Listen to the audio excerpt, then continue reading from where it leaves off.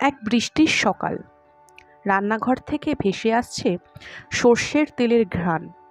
মা একটা বড় মাছের মাথা নিয়ে বাটি থেকে তুলে ধুয়ে নিচ্ছেন।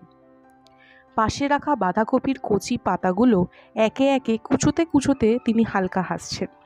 মা বলল, আজ তোকে শেখাবো একটা পুরনো রেসিপি, শোন। আমি বললাম, হ্যাঁ মা। মা বলল, প্রথমে মাছের মাথাটা একটু নুন হলুদ মাখিয়ে রেখে দিলাম। কড়াই গরম হলে সর্ষের তেলে ভেজে নেব। সুন্দর করে ভাজা চাই, যেন মচমচে হয়। আমি তাকিয়ে দেখি মাছের মাথাটা তেলে পড়তেই সোদা গন্ধে মাখামাখি চারপাশ। তেল ছিটে যাচ্ছে, মা সাবধানে উল্টে দিচ্ছে। এরপর মা বললেন, এইবার কড়াইতে আরেকটু তেল দেব। তেজপাতা ফেলে দিচ্ছি, আর সঙ্গে পেঁয়াজ কুচি। হালকা বাদামি হলে মশলা আর আদা রসুন বাটা দিয়ে কষাতে হবে। পেঁয়াজ, আদা, রসুন আর মশলার গন্ধে পুরো রান্নাঘর যেন এক মঞ্চ, যেখানে মায়ের রান্নাটাই নাটকের মূল কাহিনী।